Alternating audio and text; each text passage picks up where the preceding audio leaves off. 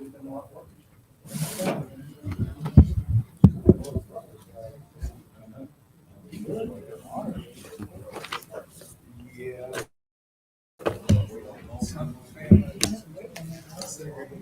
did you want to go?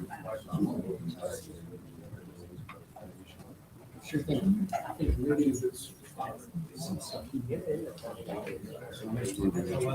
Or just a ground rules, if you will. Yeah. Is there anything? I was just going to talk a little bit about the history. And What I'll do, let me do a ground vote breaker, if you will. Yeah. I'll kick it over to you. yeah, and I wouldn't. Something like that. All right, then kick it over to you. Yeah.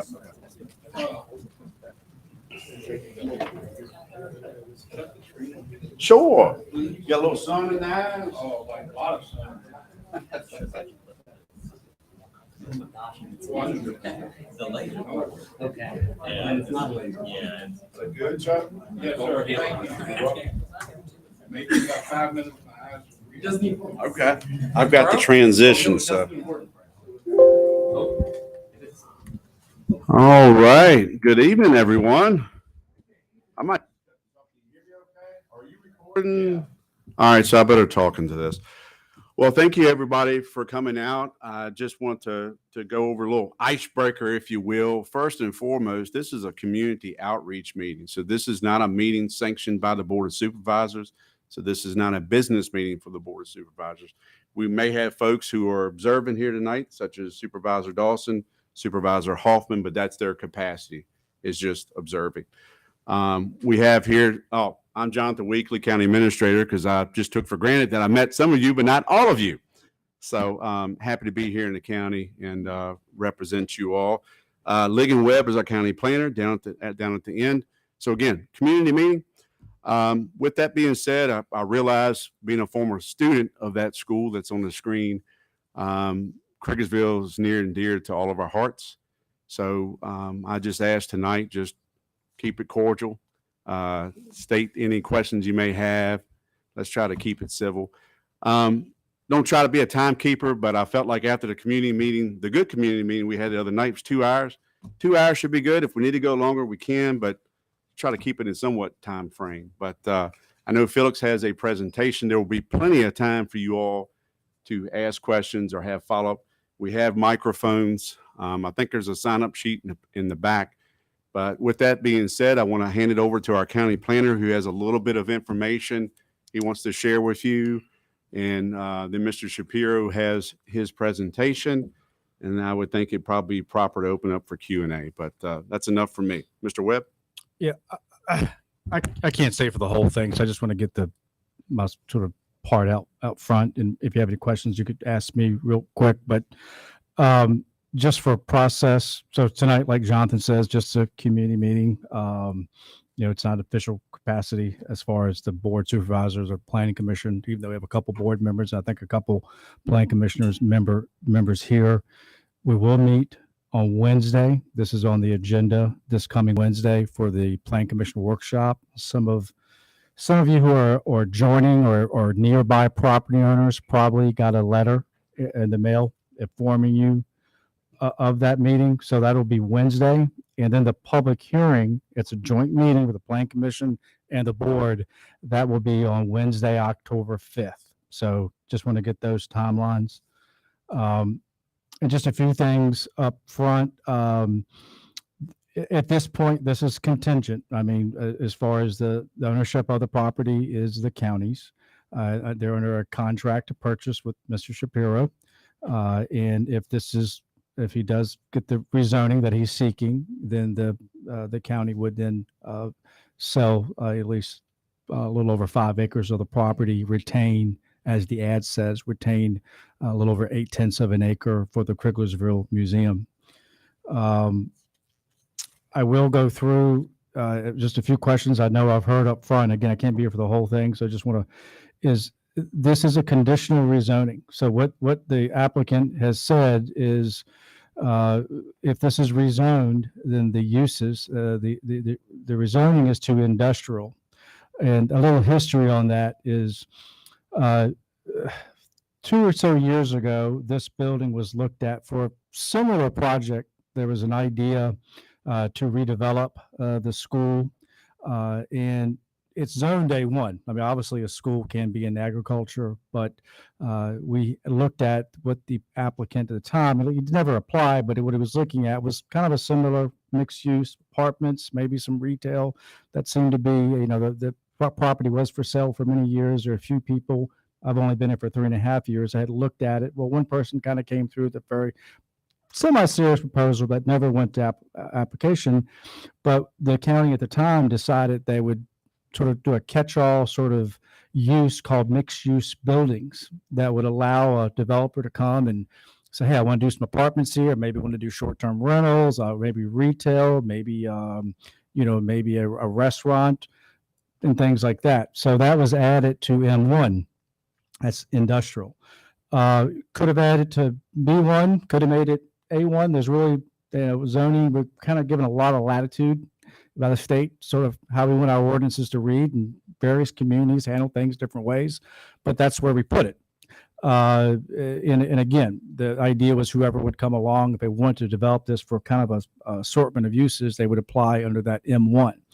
So what Mr. Shapiro has done is he has applied for, and if you see the conditions that are in your, I put a packet out there, you'll see conditions. Right now they're draft conditions, but that's going to be pretty close to what you see as the finalized conditions. And what that means is, if this is rezoned, these conditions would be it would be a deed restriction. He just can't all of a sudden say, this mixed use building thing was nice, but I want to turn it into a factory because it's industrial. He would not be able to do that unless he came back through, had a hearing, went back through this whole process. So the zoning is really a very narrow sort of scope, where we have the mixed use buildings, which is going to include retail, as he's putting it all up front, retail, restaurant, short-term lodging, and that's in the Criglersville school. And the other use that he's going to that is proposed to leave in is short-term lodging hotels. Not a hotel in this traditional sense that you think of a building or a hotel, but they're looking at short-term rental cabins in the rear of the site. Now, he just told me, and this is again part of the conditions, that this is still fluid a little bit. The conditions will be confirmed, or I would like to see the final draft by 9:30. That's a week, I guess 2 weeks from this Friday. But one of the things Mr. Shapiro has already told me, when it comes to those short-term rentals, he wants to reduce that from 11 to was it 7 to 7, and it would be 7 400 square foot, 1-bedroom rentals. So he's already sort of shrink that down. And that's a condition that we can expect. So the zoning would be very narrow, this mixed use building and these rental cabins. Those are the only two things that are, as far as what he's given us in a proffer, that would be allowable. So I just kind of want to kind of put that up front so people understand, this is how we got to the industrial, but again, I wouldn't let that sort of guide you into an area that maybe, again, that sort of kicks your gears, things were industrial, but in reality, as I see it, it's a very narrow, limited focus, mixed use building of lodging, retail, and I guess a restaurant use. That is what's proposed. Other than that, I'll turn it over, things like, you can look at things like water discharge, and that was sort of talked about. Can you discharge into the creek? There is a condition. You're going to have, everything will have to be on site, no discharge. So again, if you look at the conditions, any questions, after this meeting, I'm easy to get in touch with. I'm sure you can talk to Mr. Shapiro, but I just want to kind of put those up front as we get going. So that's really all I have. I'll stick around for a little while, but I just wanted to sort of put that out, and I can turn it over now to Mr. Shapiro, and you take over. Hear me? I guess I should probably use the microphone in case anybody's tuning in remotely. But it's a real treat to be with you all tonight. It looks like we have a packed house. I think that speaks to the broad commitment to saving Criglersville Elementary School and the important role this building plays in the community. And frankly, I'm downright honored to be able to be the person the county has put their trust in, to see it restored to its former glory and to its best condition going forward.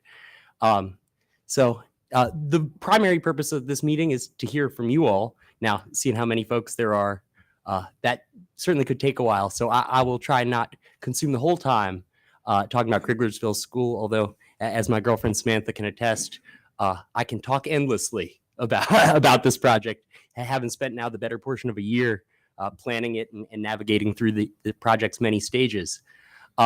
Also, shameless plug in the back, we would love to get your information on the sign-up sheet.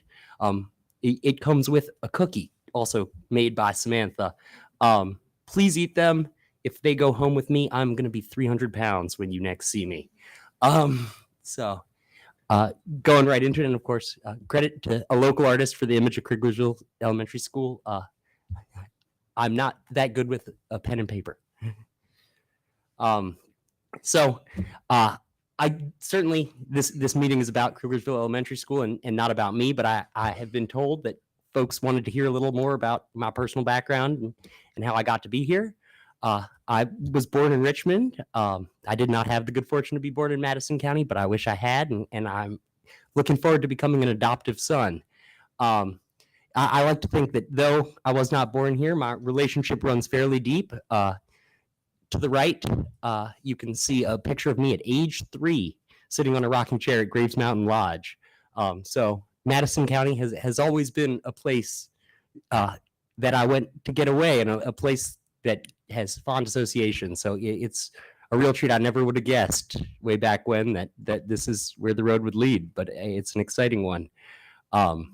So as it says on the slide, I am the child of 2 writers, a political columnist and a food columnist. That means a couple of things about our dinner table. 1, we ate very well, and 2, conversation was a full contact sport. So I certainly, as Jonathan said, appreciate the civility, but also very much appreciate being able to hear your candid and unencumbered comments about this project, about Madison County, about anything else you'd like to talk to me about. So thanks again for this opportunity. A little bit about my professional background. I worked for 6 years in the governor's office, starting in the Secretary of Natural Resources office. In that capacity, I was responsible for overseeing the administration of the State Historic Rehabilitation Tax Credit Program, which, as many of y'all know, is amongst the economic linchpins of this development effort.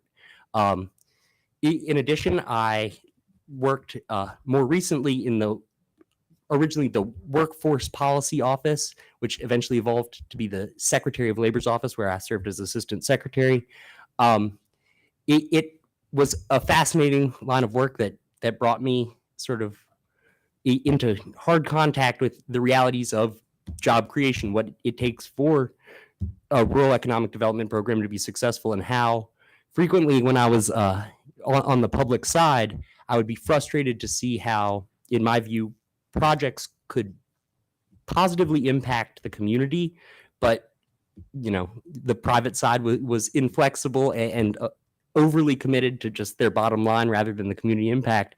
And so it's very exciting for me to sort of finally be able to practice what I preach and to design a project that I really think is not just a robust and sustainable business, although I believe it to be, but also sort of a robust and sustainable community asset now and hopefully for generations to come. As the slide indicates, my development career began in 2017 as a nights and weekends project pursued with many of my friends. But my relationship with old buildings is actually much older. My first job when I was in high school was working for my now architect. I was the person he dispatched to take measurements in the building's pre-renovation. And so I spent a lot of time in, shall we say, unconventionally beautiful structures and learning to see the possibility at his knee. And so it's very exciting for me to be able to leverage that experience and those relationships in this new chapter as sort of full-time developer of Criglersville Elementary School. I'd also love to introduce my lawyer, Ashley Kyle, who's seated in the front row. She's been an incredible asset. I definitely wouldn't have been able to make it this far without her, but the same is certainly true of the folks at the county. It has been a huge amount of work, not just for me, but for the team assisting me and the folks on the county side getting this project to this stage. It's certainly been worth it, in no small part because of the friendships I've been able to make along the way. Many of whom are in this room. So just sort of general project vision setting is that Criglersville Elementary School will be restored into an event venue, boutique hotel, restaurant, and retail establishment and community asset. And again, I think that community asset part is incredibly important. Y'all would not believe the number of Facebook messages I have received and just incredible anecdotes about the school and the experiences people had there. I would be remiss. One member of the community asked that I do a little shout out at this meeting. If anyone knows where on the property the time capsule was hidden, I've had about 5 people mention the time capsule, but nobody knows where it is buried. We want to find it and we want to showcase whatever is in it, but it's not big enough to show up on the very robust metal detection scans that I've used and cavity detection scans that I've used. But we remain hopeful that as this project continues, it and the mysteries within it surface. So it was, I don't know, a couple of chunks dropped off this slide. I don't know why, but it's all up here. We've been on this road for a while now, since Sam and I stumbled across the school, truly by a unexpected and very positive mistake of, thank you. It's on the printed version.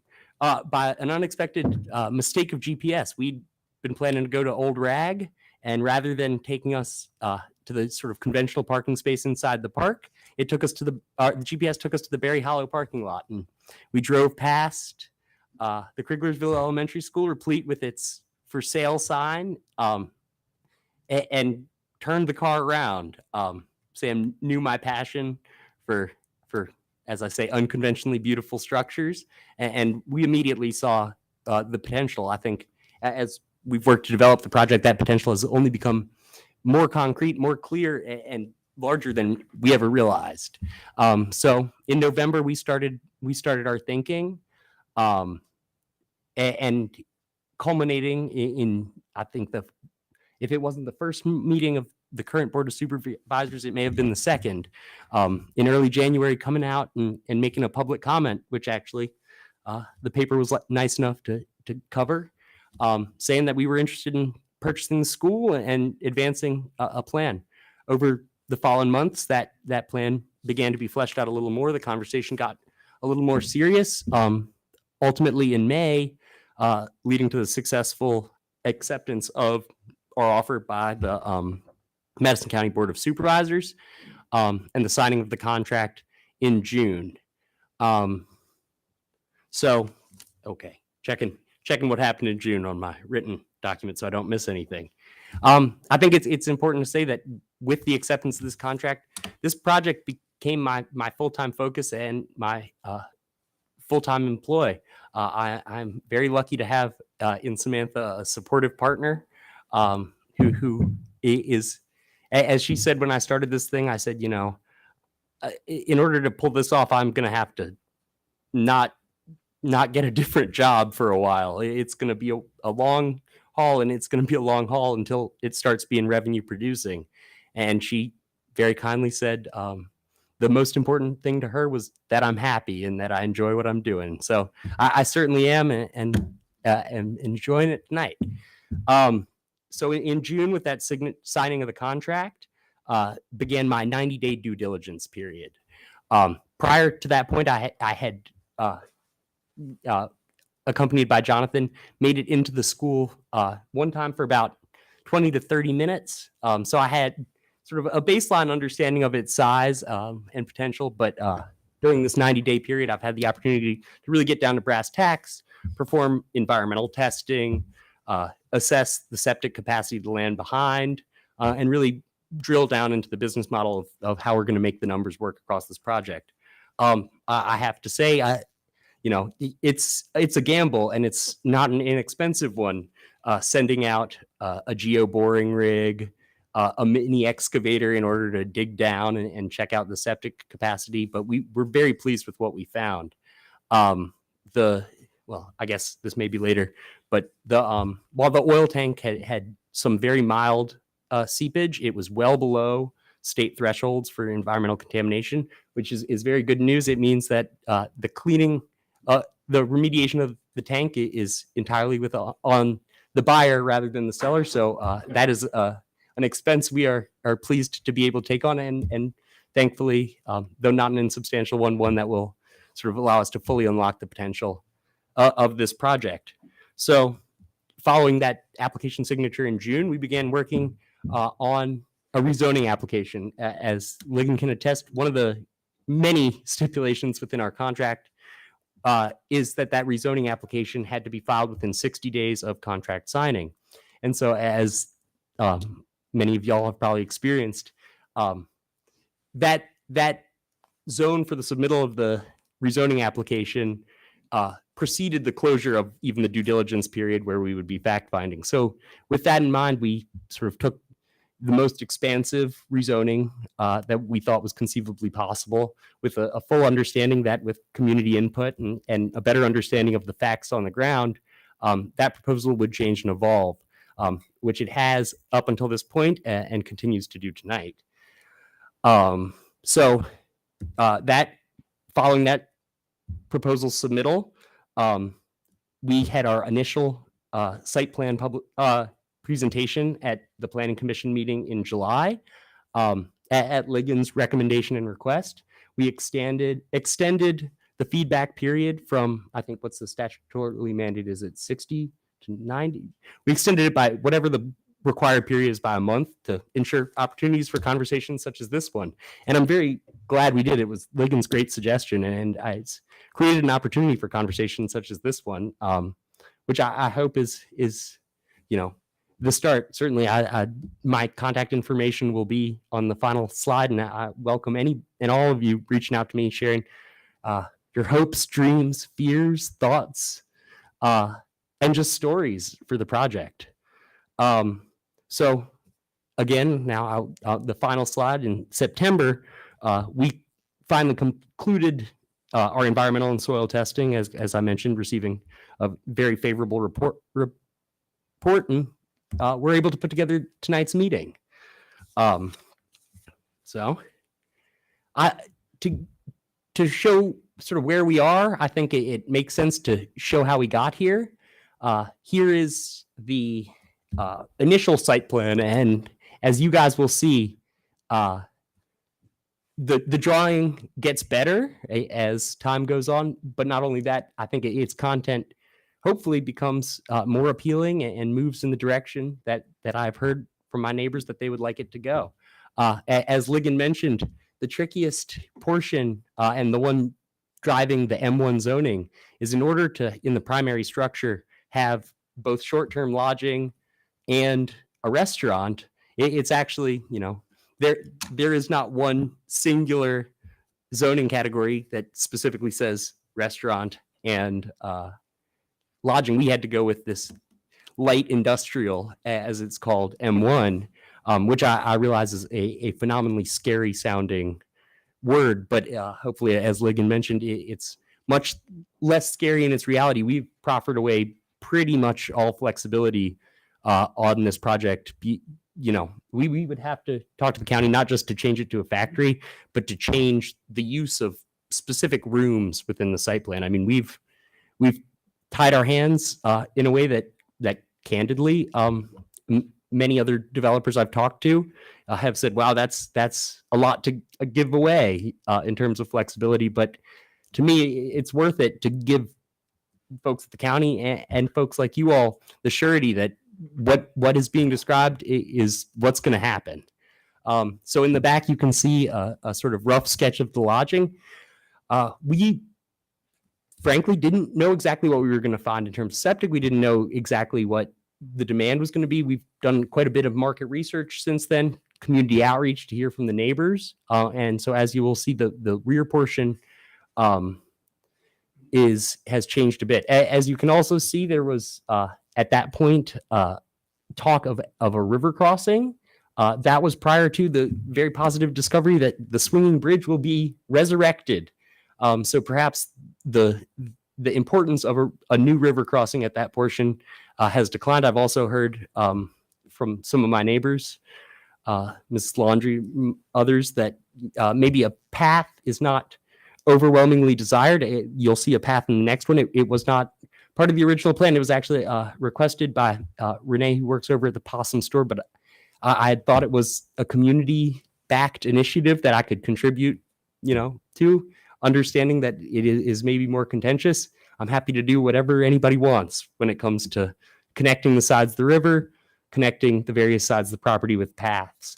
I would ideally like to be able to, have something of an invasive species management plan, get the poison ivy out and try and restore it to its sort of ecologically untouched condition. But I want to do so in as consultative a way as possible. As you can see, the portion marked out in red is going to be retained by the county to allow the Mountain Museum to continue its incredible work. And we're very committed to being an enthusiastic partner to them on that mission. I guess it was not this weekend, but the weekend before, Criglersville School hosted the 3rd or 4th annual Mountain Skills Day, which was quite a gathering put on by the Historical Society. They had a number of demonstrations, a number of vendors. We left with an incredible handmade basket, which now stores our keys by the front door, as well as some delicious soaps from the Old Rag Soap Company. So moving along to, I guess, the second most modern and likely the most recent image folks have seen before today, this was the updated version.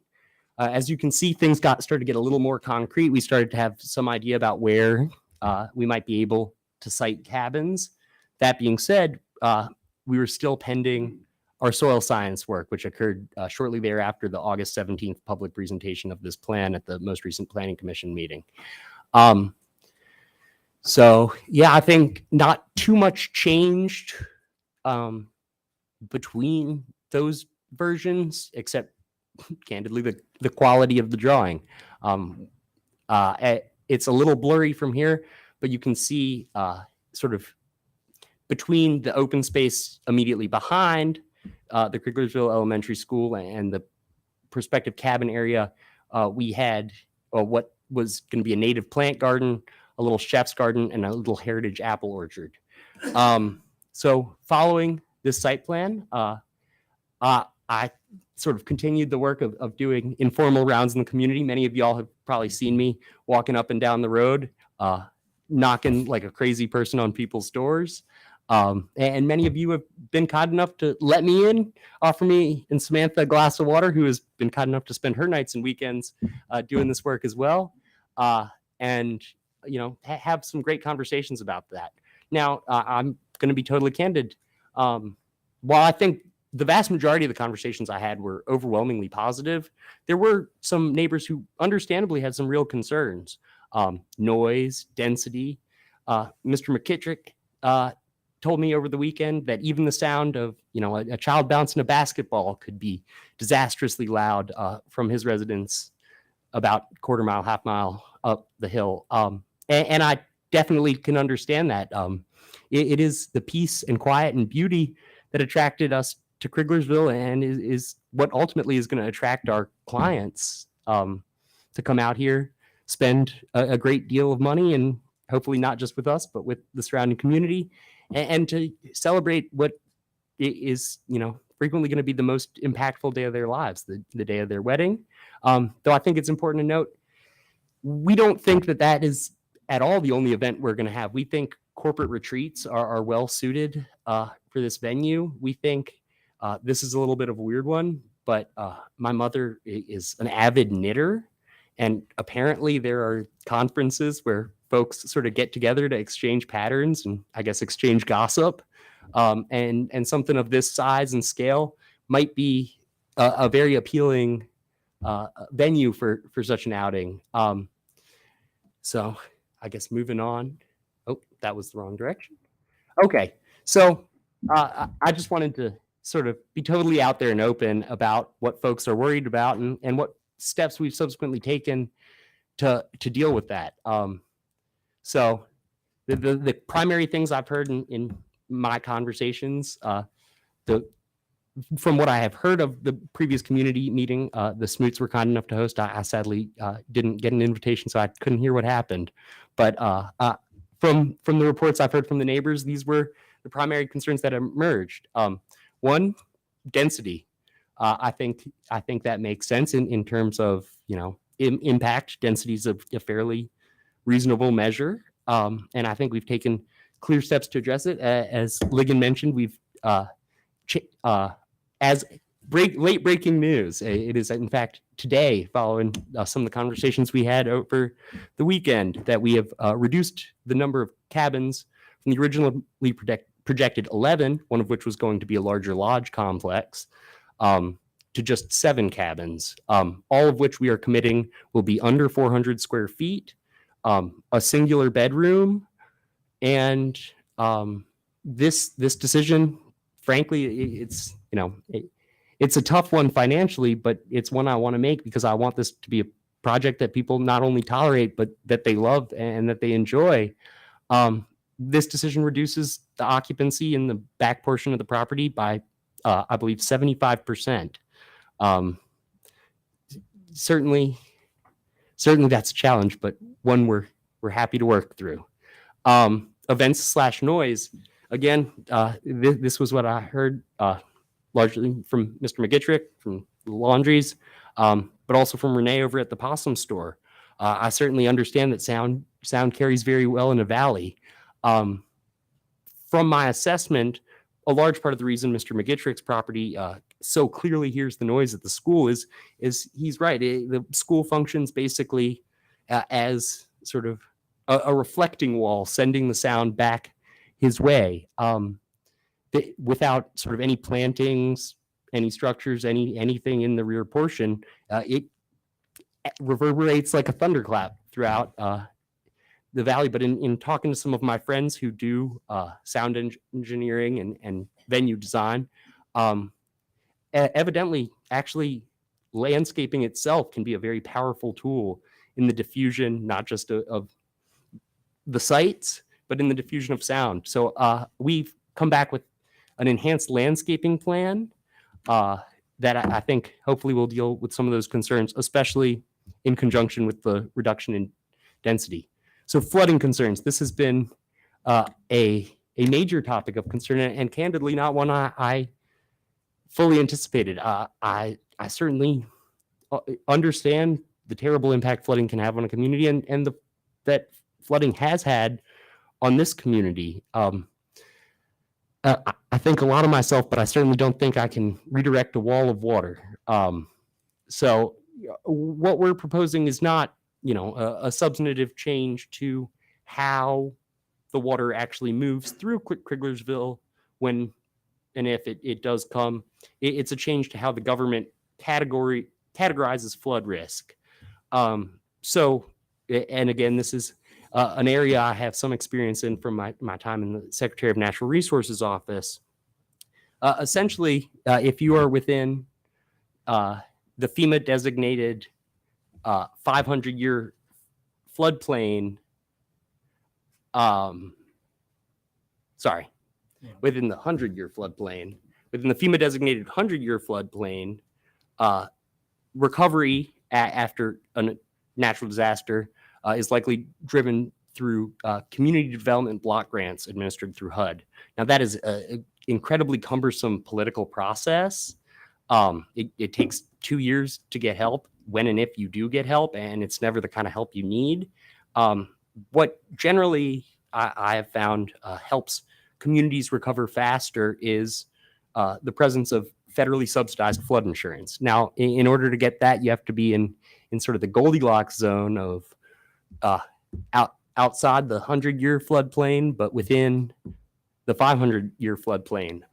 Interestingly, I think we are well positioned to do so for certainly not all of Criglersville. I don't want to overpromise, but many other structures in Criglersville, I think we might be able to reduce their sort of perceived exposure to flood risk and thusly allow new access to these cheaper flood insurance programs through the government, which would make life much easier, not just for us, but hopefully for many of you all. As I understand it, some of the folks in the neighborhood were nice enough to show me on the telephone pole, you can see just how high the water got at its highest point. Water during the Great Flood of 1995 certainly breached the banks of the Robinson River, but it did not intrude within the primary structure of Criglersville Elementary School. So that, paired with some very modern flood modeling techniques, allows us to submit what's called a letter of map amendment to FEMA and to request a redesignation of risk, allowing us to access the subsidized flood insurance. Just a point, an anecdote, I, as part of my due diligence, managed to track down somebody who had been involved in drawing the original 1980s flood map through FEMA. The most recent update, I'm blanking on the year, while the bounds were slightly redrawn, it relied entirely on the same 1980s flood model. The man who made it said that you all have the, I guess, dubious distinction of being the most difficult place to flood model in the entire country. I think because of the valley and the way water quickly moves.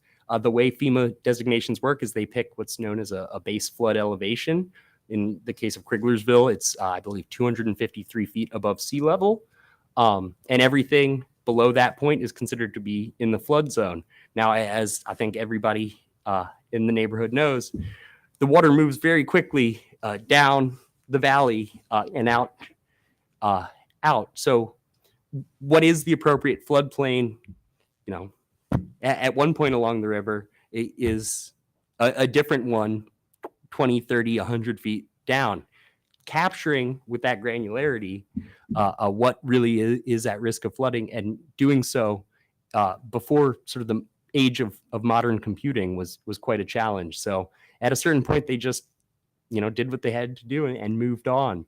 But I think, though a not inexpensive investment, it's going to be worth it to get this thing out of the floodplain and get it back into a developable condition.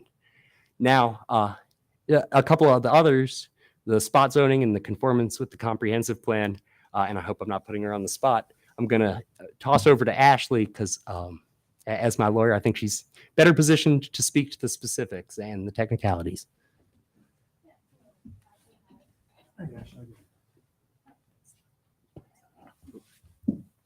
Sorry.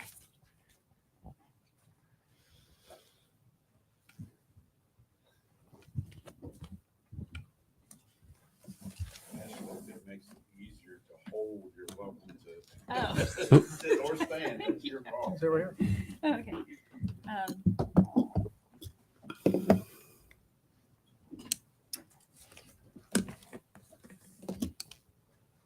Hello.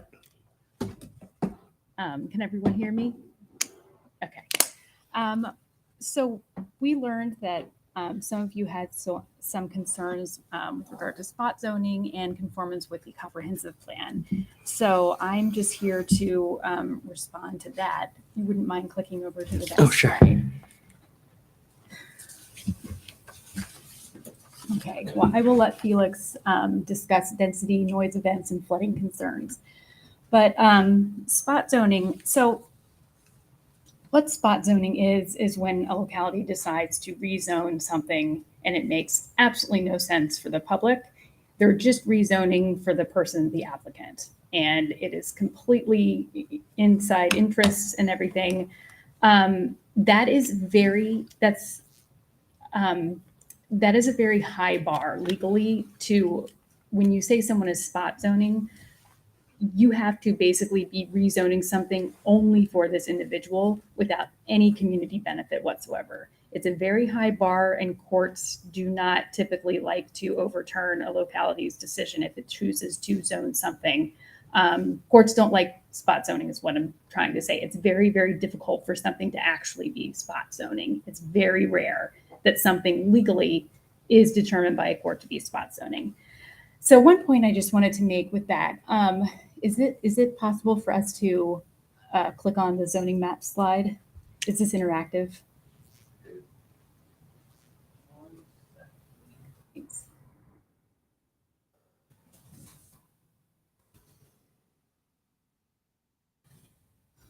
I think if you just, Copy, paste to the browser Yeah. around to see it myself.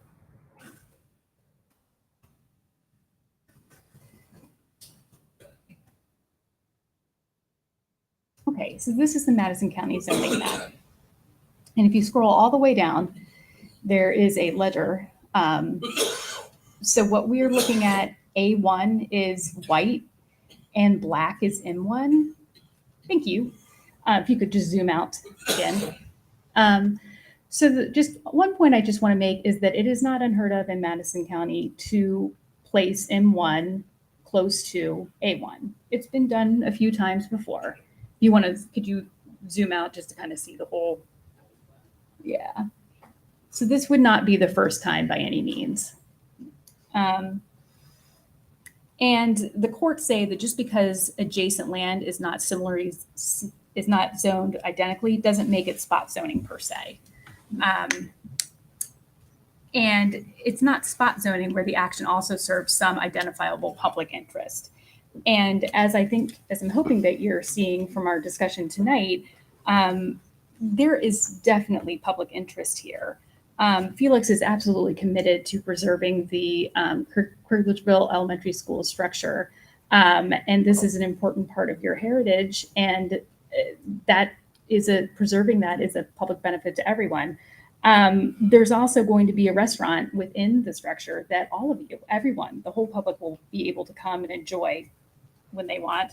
And we're also looking to have synergy with other local businesses, selling products in the retail store, having a place for people to stay. I know there's an art gallery in town. There's wineries all over, things that when tourists come, they have a place to stay, which will benefit other local businesses as well. So these are the types of public benefits that this project will have to the Criglersville community.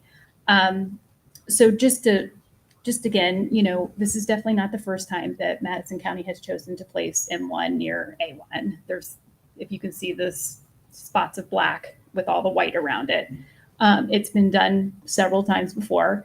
And then also the standard, just the legal standard, so that we, understand what spot zoning is and what it isn't. Spot zoning is only when the decision is made to benefit the applicant's private interest, not when the decision is made to benefit the public. And it just has to be some public benefit. It doesn't even have to be a ton of public benefit. And I think you're getting a lot. I'll take your question in just a second. Yeah. That's a really interesting map. So is what I've seen where the yellow is M1. No. Black, I'm sorry, the black is M1. So Mhm. the black is mostly on 29, is that Mhm. right? How far is the closest M1 currently to Criglersville? That is a good question. I don't know, but I can get that information for you. Because what my understanding is that Criglersville is more than 5 miles from the closest M1. And that to me is the appropriate analysis as to Criglersville is as agricultural as you can get. And I think this map is actually underscoring that because it's showing that the black area of M1 is always been limited to the 29 corridor. It's never extended into what is the gem of Madison County, which is the beautiful green farmland. So what you're telling me is actually reinforcing as to why Criglersville is not and should never be industrial. Sorry, I hate to do this, but just for purposes of my note taking, before there are questions, and we're certainly going to have a designated time at the end, if people wouldn't mind telling me their full name, just so I can. Sure. My name is Bill Gary, G-U-E-R-R-Y. I'm a longtime resident of Syria. I'm an environmental attorney. I worked for 35 years in DC after working for the genocide. Wow. And I'm on the board of the Potomac River Keepers and a number of other Virginia rivers, including Shenandoah, where we've experienced incredible environmental catastrophes from septic septic systems near major rivers that have failed because there's no compliance enforcement mechanism, because no one can ever be there except the owner. And these are septic failures from residences, not from commercial. And I would love to talk to you more about all those issues. So I'm thrilled to meet you, Mr. Gary. It's funny just walking in. I had just been asked if I knew you, and I said the name didn't ring a bell. I understand you've reached out to my, I guess, soil scientist who performed the site assessment. I'm pleased to report he's going to be here in this room on Wednesday to address any questions that folks have from the Planning Commission or the general public. I've asked him to come, and so you all can hear from the horse's mouth about what we found. But and I'm sure this is no surprise to you as an environmental attorney. In order to put in a septic system, we need not just to have found the perk capacity for the septic system we have, but we need to find double what we need so that we can have a full reserve system, which we thankfully did. So I'm right there with you. We would be, in my mind, bad community stewards, but worse than that, sort of foolhardy in understanding the expectations of our clients. I think people are coming to Criglersville to see immaculately preserved nature and to see a way of building life that is sustainable and in concert with the natural environment. So it is the furthest thing from our minds and desires to do anything that would negatively impact the river. As Ligon said, we have proffered no direct discharge. Now, as you can understand, that the sight of a pipe discharging, effluent directly into the river it would be very unsettling, and it would unsettle me. And so that's not what we're going to do. And you have not just my assurance, but a legally binding commitment from me in that regard. Is there actually a financial mechanism that would provide the assurance that if there were septic failures like you see causing millions of dollars of damages to local and to the river in Shenandoah Valley, would you have, say, like a $2 million bond so that Madison County wasn't left trying to remediate from the neighbors here? You would actually have an entity to hold accountable? Because what I've seen in my experience is that often a land developer has no assets, and when there's contamination from a septic system that doesn't have capacity, that failure is ultimately put on the tax burden in the county. So if I was with the county in this case, I would ask your council to make sure that there's a bond that protects the county from being held accountable if you don't have the resources, because the resources of what it could cost to provide in a class action for folks whose groundwater was contaminated and their children were harmed would be extraordinary. And can you attest right now, do you have a financial backing, not just to build these systems, but to provide future remediation if they're catastrophic failures? Well, that is quite a lengthy question, and one that I sadly am not in a position to fully answer today. I mean, making a commitment that I have the financial resources to meet, an unscoped class action lawsuit for damage that has not occurred, and we believe, according to our soil scientists' analysis, is very unlikely to occur. That's not just a difficult question for me to answer. I think kind of an impossible question to answer, but I very much appreciate you raising it. I don't want to derail the full presentation. We got a lot more to get through and a lot of people who want to. Soil scientist report indicates that the groundwater is 6 inches below. So one of the questions I have is that your soil scientist is basing a capacity analysis on only a total of 84 guests staying with you. But my understanding is you're looking for 91 parking lots, which 2 per car would be already at 182, and you want to have bigger events. So how does that? There's a disconnect between the likely capacity of what you just described as wedding corporate retreats where you could have over 250 people, and yet you're projecting a groundwater risk based on only 84 guests. So, 24 as we mentioned earlier, and I totally get why this would be confusing because it's an evolving process. As we discussed earlier, we've actually, I think you're working with a little bit old numbers. We've reduced the projected overnight occupancy at the back portion of the property by 75% since the proposal from which you're quoting. That being said, I am many things, but a soil scientist is not one of them. Hey, please stop interrupting, sir. I'm trying to answer your question. Excuse. Hold on one second. What I would recommend, I think you about 5 minutes or so remaining, what you're going to cover, Ashley. Okay. And then, no, I'm asking. You got Oh, about yes. 5 minutes? Okay. And then that way we can open up for questions. Very good questions. Not trying to be rude, Mr. Gary. I appreciate it. I just hearing things that seem like they're whitewashing some very issues that are huge data gaps. And when I see that site map in and of itself, it is disingenuous.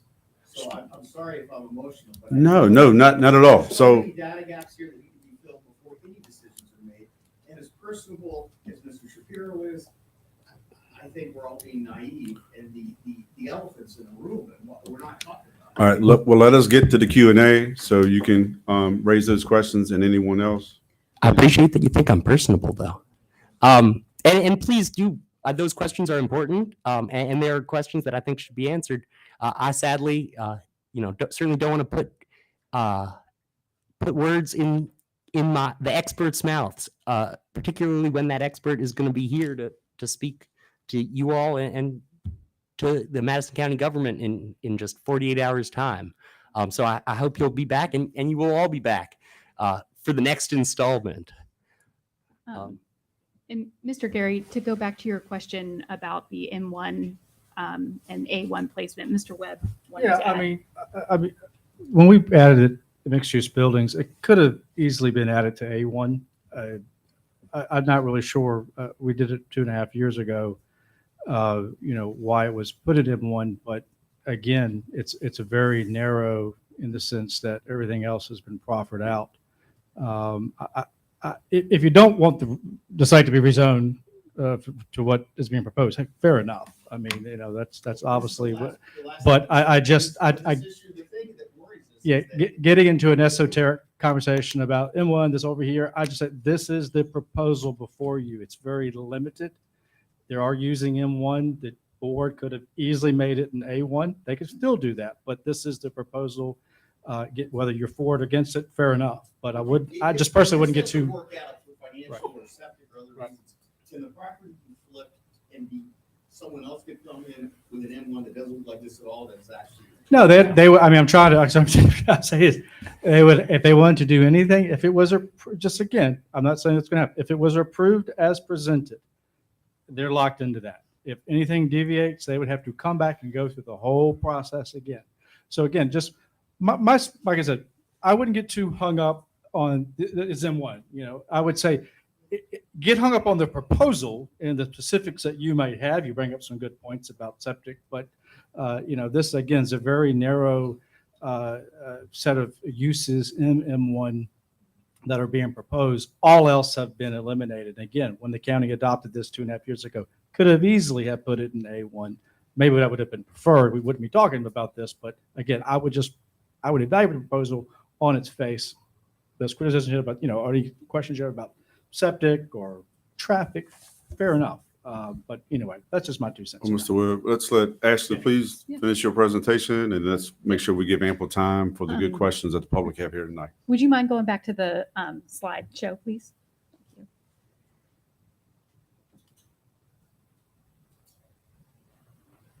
you. And the next slide. Oops. There we go. And then I also know that some of you voiced concerns with regard to whether or not this project conforms with the comprehensive plan. Oh, yes, whether or not this project conforms to the comprehensive plan. And I just wanted to point out the vision statement and goals 1 and 2 of the comprehensive plan. The vision statement to preserve the county's scenic beauty, rural environment, farms and forests, friendly atmosphere, balanced economy, and good schools. Goal 2 being Goal 1 being preserve, protect, and enhance the natural beauty, rural character, and air and water quality of Madison County, and sustain agriculture, forestry as the county's primary land use. So, and when we rezone to M1, we're only rezoning to M1 for these specific uses, not for all the rest of the uses that are available in M1, just for this narrow set of uses, as Mr. Webb just stated. And we believe that rezoning to M1 for these limited set of uses does preserve and enhance the area because it will preserve and enhance the elementary school structure. You're going to get someone who is going to use the proceeds from the project to support the continuing maintenance of the school. Keeping a historical structure healthy, so to speak, and well repaired, landscaped, is expensive. And this will help to preserve one of your historical buildings, the aesthetic of it, the proceeds from Felix's operation, or Mr. Shapiro's operation, sorry, Call me Felix. will help this. It will keep this property looking beautiful for you.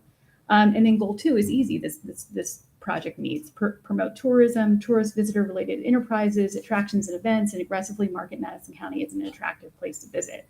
And it's also important to remember not just weddings, but corporate events and birthday parties as well. And corporate events aren't loud events. Like my law firm, my partners and I were all very, very boring. Like if we were to rent it out, it would just be a bunch of quiet, maybe some s'mores or something. I don't know. But it's not just weddings. So I don't want everyone hung up on the noise, party. It's going to be for other purposes too. And then we're also just hoping to create synergy with other local businesses, and these things, squarely meet goal 2. Okay, I'm ready to move on. So, without further ado, the revised cabin layout that was prefaced earlier. As you can see, we've shrunk dramatically. We're down to the 7 previously discussed cabins at the back portion of the parcel. In order to diffuse both the noise and visual impacts of the project, we're entirely open to, at the recommendation of our neighbors, installing a vegetative buffer around the periphery from any of the angles that you might be able to see the new construction cabins. That being said, the visual impact should be very minimal. Another proffer we haven't previously discussed, we've committed to using sort of dark sky lighting approaches, so downward facing lights, and have even offered to include the county in that process. They will be able to review a lighting plan before any electrification goes in and make sure that it's not disruptive to the beautiful night sky that we all prize so deeply. I really do think the addition of trees, and it's important to note, not just sort of the trees at the rear portion of the property, but you can see between the various entry points on the back of the school, it's our hope to add trees there, breaking up that sort of hard reflective face should do a whole bunch to sort of mute the auditory impacts that the project has on Mr. McGetrick, on the laundries, and on anybody else that is concerned about it. Certainly recognizing that landscaping alone won't do it. We as previously mentioned, dramatically reduced the number of bodies and beds that will be going on back there. It was our feeling that the addition of more trees serves as sort of proof positive that we're not, trying to pack every conceivable person on we can. I heard from some of my neighbors they were worried we were gonna put on the next lock-in festival. I think you guys maybe think I'm a lot cooler than I am. I don't know that running a hip music festival is where I'd shine. I think we're looking for something a little more quiet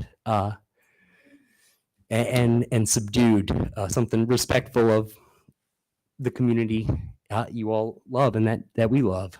I also wanted to point out, as previously mentioned, the path across the river has been removed. Again, that was added at the request of some community members and probably against the behest of others. I was not aware until recently that the path proved to be such an issue. But again, now that I know I'm very pleased to be able to take steps to address it. As I will with any other issues, I can only fix what I've been told about. So I very much appreciate the candor of this conversation and hearing everybody's thoughts. Trying to think if there's any other. If you want to go back to the response to community concerns and discuss the landscaping, the designated representative. Oh, yeah. Sorry. Just getting a tip that I skipped a couple of key parts. One, something I heard from folks was, well, weddings get planned months in advance, but funerals, sadly, often come as a surprise. Knowing there is the church immediately abutting the property, we want to make sure that we're being, respectful of their schedule and their needs. And so we're committing to publishing sort of well in advance of any event on an online calendar of what's going to be happening around the property so that we can sort of maintain respectful scheduling and we're not intruding upon any times that are important for them. Similarly, we're committing to having a designated representative with a designated phone line on the property during any and all events that might be problematic so that you all have somebody, you're not stuck, calling the county. You can call my appointed representative directly and say, hey, things are getting loud. I'm trying to put the kids to bed and we'll be respectful of that and turn things down. I think that clear line of communication is how we address problems. So I think that about covers this slide. We've now started going a little out of order. You'll have to forgive me. Okay. I think we made it through. So I appreciate y'all sticking with me. My plan was to take only about 20 minutes of your time with that presentation. It looks like we've taken the better portion of an hour. For that, I apologize, but you all have been a great audience, an engaged one, and I look forward to being an engaged audience for you all as we go through. And here's some folks' comments. Now, that being said, I do think just looking at the number of bodies in the room and the amount of minutes that we have left, if everybody talked for 2 minutes, we still wouldn't get through everybody. Realizing this is an emotional, important issue, and 2 minutes is probably an aggressive time frame to hold people to. I don't know if we can at least commit to moving through folks, 3 minutes, so we can get out at something of a reasonable hour. I feel bad that I've kept the county here late. Oh, I'm fine. I got a closer commute. The people brought me back here. So what I'd just like to do is pass, if you would be, I know it's COVID, but if you feel comfortable, pass the microphone around. Raise your hand if you have a question. That way we go from person to person so we can hear you. This is being recorded. It's not streamed to the public, but it gives a chance for the decision makers who are not able to be here tonight because legally required, there can't be 3 or more. They can look at it later because they are decision makers. That way they can hear. So we just ask you to pass it around. Who would like to start it off? Here you go. Hi, I'm Albert Yowell. I went to school there for 7 years. Sorry, Albert, what was the last name? Yowell. Yao. I hear that name a lot around these Yep. parts. So on the septic thing, I assume you're going to have a pump and maybe a backup pump, and it's going to go to the back of the field. So Because back there's no problem with, I went to school there. That's different soil there. There should be no problem with 1,000 people there for a couple nights. I mean, come on. That guy hadn't been back there. And secondly, that other map had a whole bunch of dots nowhere near Route 29. So there's black dots all over the county. Next.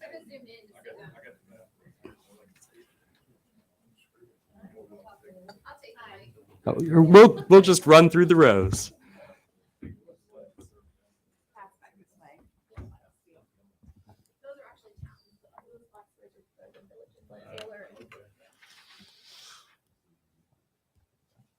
Hi, everybody. My name is Laura Smoot, and Josh and I own Double Top Farm. We are the farm immediately adjacent to Criglersville School. Felix, could you mind backing up one slide on your presentation, Sure. if you don't mind? wrong direction. There we go. A few things. I have actually a couple questions from community members who can't be here tonight, and I don't want to take up all the time, but so stop me if I talk too much, okay? First of all, you guys, public speaking is not my thing, so forgive me if I stutter. All right. Okay, so in your original purchase pitch, there wasn't a mention of a lodge or cabins, which I see you've taken the lodge out, but it was for the retail, was for the hotel, and wasn't for such a large scale event venue. What changed? I feel like that wasn't really disclosed in your original purchase pitch. So I think that I'm thrilled to be able to meet you, Laura. As you mentioned, I've had the pleasure of talking to Josh on a number of occasions, but I think you've been out and about. So it's great to finally be able to connect directly. I don't particularly think the pitch has changed very much. Folks, I guess Jonathan can correct me if I'm wrong. When my initial pitch was made, I hadn't physically been inside the school. I was working off, the knowledge I could accumulate, standing in front and thinking, wow, this is an incredible structure. And that I certainly did.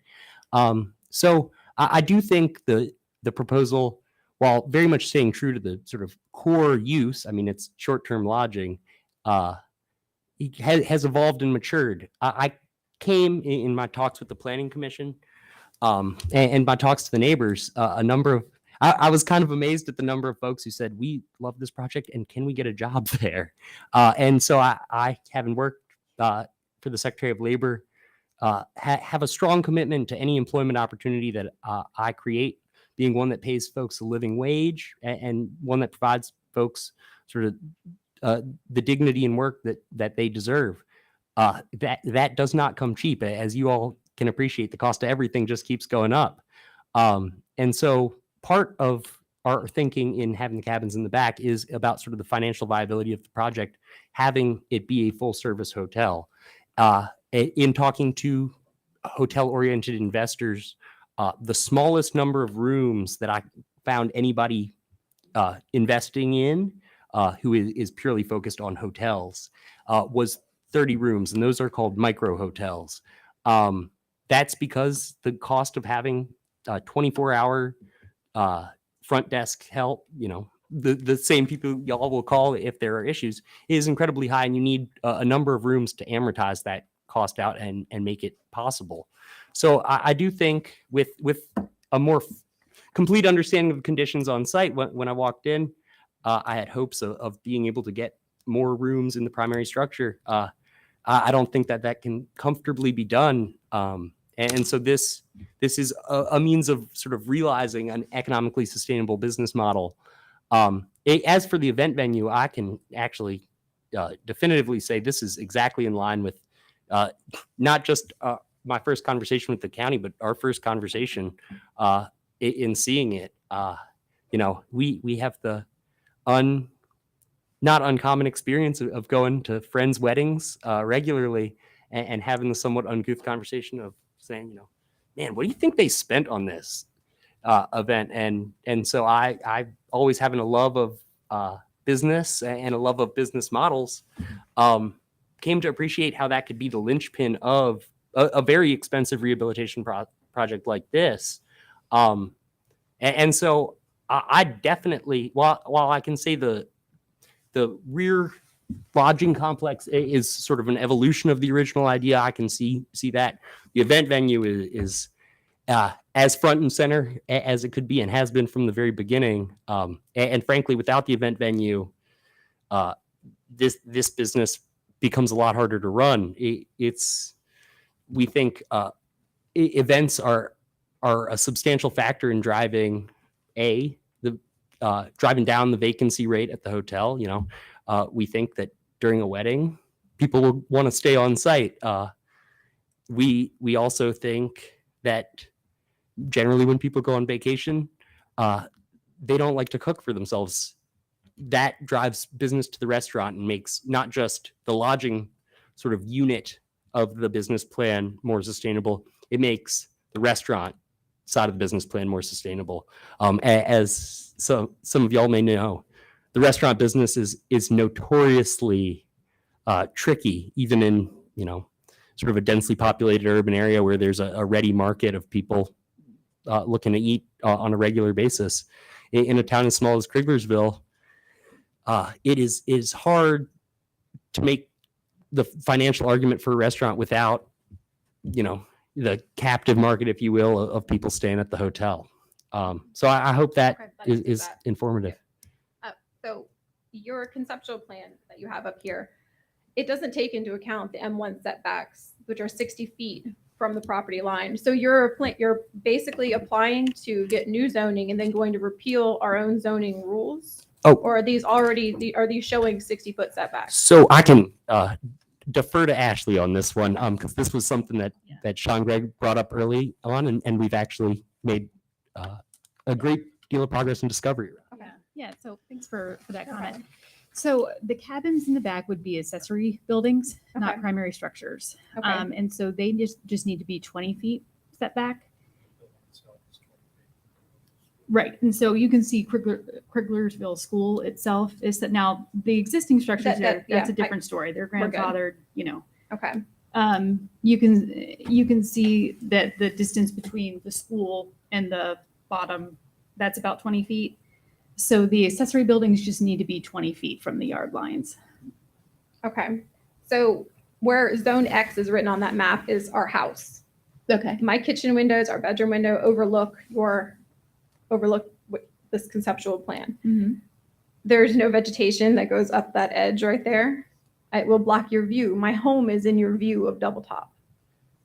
You realize that? I just want to point that out to you that I measured it 68 yards from my kitchen window to your first cabin.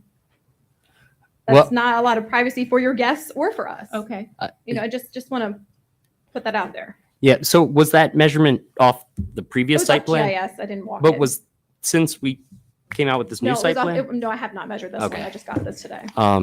Okay. Well, Just something to know. so, as I mentioned to Josh, to me, the view of Double Top Mountain is amongst the property's greatest selling points. I mean, it's the awe and majesty that brings you to the area. So you're exactly right. It's a blow to us to put up a vegetative barrier along that line. If you stand right there, it looks right at my house. Well, it's a blow to us. However, as you can see, we've obstructed that line of sight with the trees added to the most recent site plan. You can see there's a strong sort of hedge barrier obstructing the view of the parking and thusly also the view back the other way. While the main sort of pure vegetative barrier I envisioned only going so far as was necessary to fully block the view of the cabins, I'm very flexible on that. So, while certainly I don't want to put 30-foot arbor vitae like you'd see along the highway, blocking the entire view of the mountain, I don't think it would be a terrible problem for us to have some sort of, reasonable height trees along that periphery that would block the view of your house without obstructing sort of the view of the natural beauty that is evident from both our properties. Let me see. I have one more question for you. Oh, your well. The well location in that, our livestock are right there. You were downhill of the hog pen and sheep and cows. I just want to point that out to you. Just, keep that in mind as well. Might want to move your well. Sure thing. I don't want to contaminate it. Yeah, that makes a ton of sense, and we certainly don't want it contaminated. I will say the well's location, as I was told, figuring out where water is exactly underground. We have an engineer on the case, but engineering is about as accurate as a divining rod. What we do know from our soil science exploration is there is readily accessible water below the surface on the property. So I can't say with 100% definitive certainty that that's the best location for the well, particularly given the comments you've made.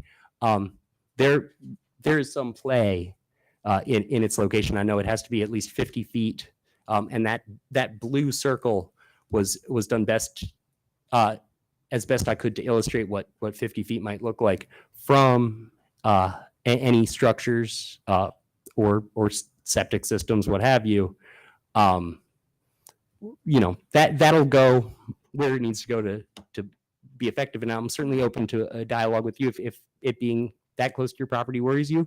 We can talk about a new well location. We got a lot of acres to play Well, it with, should worry you. thankfully. And the other side is cows on it too, but we'll talk about that some other time. One other question, and then I'll pass the mic. The cabins is, and you said it was a concession on your part that you reduced scale, but is it not all? It's not a requirement of your soil study that you have to reduce scale based on the gallons of water and the. No, so we can get into this a little more on Wednesday because I certainly don't want to put words in Danny's mouth. But as I understand it, and again, I'm many things. A septic engineer is not one of them. It's possible to have what they call an equalizer. So, if you'll pardon the off-color joke, it's a poop tank. Mhm. You hold, in the event of sort of surge, you hold the effluent so that it can be discharged over a longer period of time. So because we see there being sort of real sort of seasonality, if you will, not just season to season, but over the course of a week in terms of the usage of the hotel, like frankly, who's going to this hotel on a Wednesday? I mean, maybe somebody that has a whole week off. That seasonality can be incorporated into the septic levels that are required on various days. It's also important to note, so and it sounds like a lot of people have really dug in on the septic study, which is, certainly a document that was prepared by professionals for, scientific review, but I'm glad to have so many folks helping me understand and analyze it. The water usage thresholds that were used in that study to benchmark the septic are based off the water usage thresholds that were sort of codified in the 70s. Since then, as you all know, from every unsatisfying toilet flush you've had in recent years, high efficiency usage of water has become sort of the accepted norm. Now, for these cabins, and I certainly don't want to pen my architect in, but we've talked a lot about, do you think we can get away with composting toilets to even further reduce that environmental impact? Can we use gray water systems to ensure that we're getting the maximum value out of every drop of water that's used on site? And that kind of ties into my earlier comment about, we're not merely a compliance-driven organization. We want to be an exemplar of what a sustainable business looks like. And part of that is, how do you build facilities in such a way that they are environmentally sensitive and showcase to people that come to the site, hey, these are practices, you can employ in your own home. These are design principles that are emerging that make sense, not just for the world, but for business owners and landowners. So yeah, that's a very detailed answer. Danny will have a much more detailed answer for everybody on Wednesday. So I look forward to seeing you there. Hi, my name is Susanna Spencer. I live on Whipple Road, but I've also been a former member of the electoral board, and Criglersville precinct was one of our worst. I'm sure most anybody who stepped in there would know. But one, it didn't have a toilet. The building that's now the Madison Museum, which is also a precinct now, does not have a regular toilet. When I first moved here, I think it was the last year that Criglersville Elementary School was open, and it started closing down, but there were community get-togethers there, like contra dances, and people came from all around to join those. But the school apparently couldn't be used because of the septic field. And that was always my understanding. And you talk about the 100-year versus 500-year. Look at around the country and around the world, people are having 500-year floods, every other year or every year. So I don't think that can be counted on. And that kind of low-level ground for something like that is a concern for me. But also, it just seems to me as though Criglersville is a very small, quaint little place. And this is like putting a great big dinosaur print in the middle of a very small, quaint little place, that it doesn't really fit the whole ambiance or atmosphere. And do we want it to become like Little Washington? And that even has kind of grown on a smaller scale over time, but it seems too big for the place. Ultimately, that's what it seems like to me. Thanks. Yeah, well, I will just say, and I again conscientious of the time. I think the issues with that septic field are issues with the existing one. The existing septic system was built around the time the school was built, 1946. Septic regulation did not come about until the 1970s in Virginia. So there is actually, interestingly, no documentation exactly of how deep the historic septic system is. And as sort of many of the very knowledgeable septic experts in the audience will know, in order to park on a septic system, you have to bury the lines considerably deeper than just sort of a standard design. So while as I understand it, the septic system never definitively failed, our plan is to deem the historic one obsolete and sort of start anew at the rear portion of the property. In the estimation of my soil scientist, the disruption to the land that occurred in the installation of the original septic system made the sort of consistency of the soil strata that was mentioned earlier less the case under the parking lot. So that's why we've decided to rely on different areas.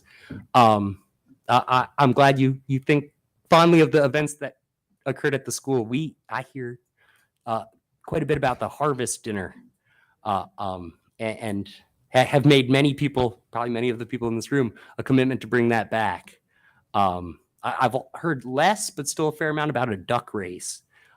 It took me a little while to figure out how you make a duck race, but my neighbors were nice enough to enlighten me that they're little rubber duckies. So we certainly want to be a community partner, bring back sort of beloved events as community fundraisers for the local schools and sort of whatever other causes mean a lot to the people that make Criglersville great. So thank you very much. Hi, my name is Marty McGetrick, and I'm very thankful for this microphone. I don't have the fine speaking voice of Bill Gary. I also am a lawyer, a trial lawyer, but I think if I had his resonance, I'd win a few more cases. But that being said, one of the reasons I'm here tonight is to make sure I fully understand the pros and cons of this project. As I may have mentioned, I've been out of the country for 10 weeks, so I'm playing catch up, so to speak.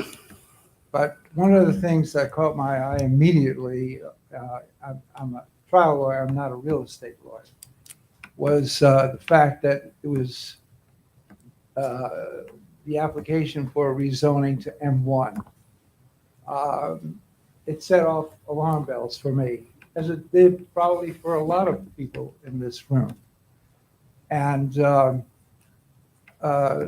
Lignan's remarks helped clarify that for me to some extent, that it could have been under A1, which is what we are, I believe, right now.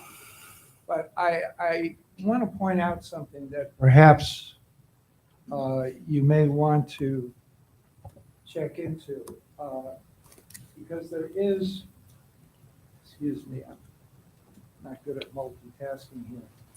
I think there is a provision under A1 that fits this situation. And it's called an event venue. I guess Lignan is not here.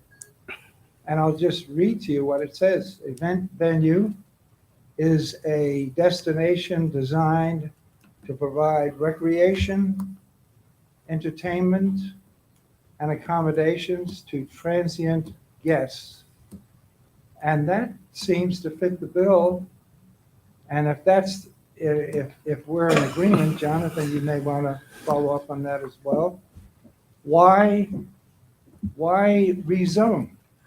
So my understanding, and I will defer to the lawyers in the room on this one, is that without the redesignation, I can't in a single structure have both sort of the restaurant function and a short-term lodging function.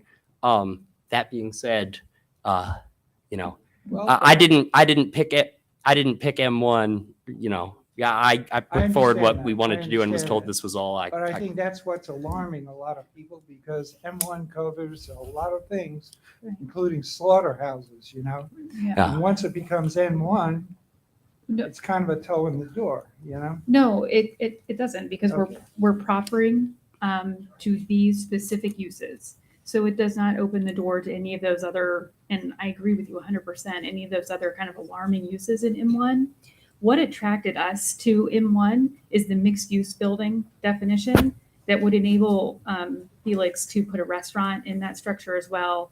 The definition of the event venue that you just recited from A1, that would not include a restaurant, nor do I think it would include hotel. I think that that's just the event venue, but not the other pieces that Felix is trying to accomplish. So what attracted us was the mixed use building definition, which would allow for all of this. And that just so happens to have been put in M1, not in A1, as Mr. Webb was saying. And that is the extent of our attraction. None of the other things in the alarming uses, and I do understand, I know what you're talking about, the slaughterhouses, storage, stuff like that, which, you know, certainly has its place in a community, but these are not things that this particular rezoning with our proffers would include. John, it would be helpful, is Grace Mountain Lodge, is it A1? That's what I heard, and they are. Give me 1 second. I'll bring up GIS. I think that would be helpful, because they've got. C1. Conservation. Oh, it's a C1? Yes. A C1? What? Conservation. Oh, okay. But But it's not it was anything everything. industrial, how do they do that? Because they've got obviously a restaurant, a gift shop, all that in the main lodge. And they've got-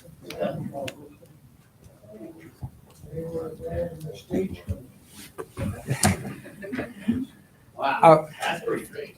I wonder if I could ask a follow-up question then. Let's assuming, for argument's sake, that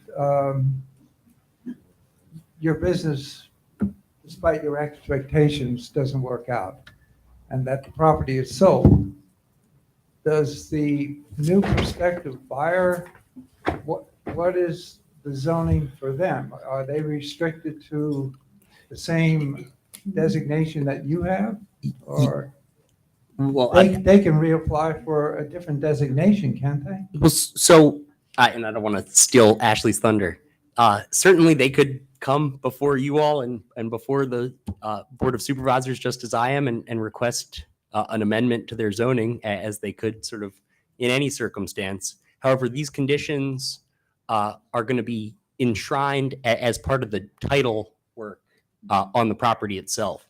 So regardless of who purchases the property, and again, this is where when I've talked to other developers, they're like, you're committing that this is going to be a hotel forever. I mean, this is saying it's not like a normal rezoning where there's a broad category you can pick and choose. We're saying, hey, to the site plan work, this is what's going to be here until an act of government, and that's a big commitment, right? I mean, I'm sure you can imagine, but that's what Okay, we've been asked to do and what we're going to I do. don't want to infringe on others' time. One last quick question.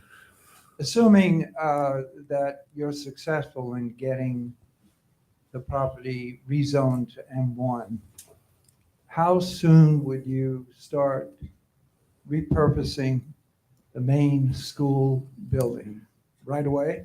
Well, so the contract that I've already signed with the county is very adamant on this point, because they were clear from the start. They want activity to occur. I don't get sort of a perpetual period of planning. What we landed on is about a year to get started, as a requirement to Started me. on what, though? The renovation of the primary structure. The primary. structure. And then we've committed to within 4 years having a certificate of occupancy. So you have 4 years to complete the repurposing of this building? Up to, I think, in talking to architects, contractors, what have you, it's likely that the real build time will be, I, the forever optimist, am hoping 18 months after we break ground to when the certificate of occupancy can be issued. That being said, the penalties the county has put in place, if that 4-year window is not satisfied, are harsh. And so, tying this period of time to the minimum amount of time I can conceivably imagine it taking seemed like a very ambitious legal risk. But our goal is to finish it as quickly as possible, and that's not just prompted by the contractual Yeah. consideration. It's I got to make money as a business to support the project. All right, that's my last question.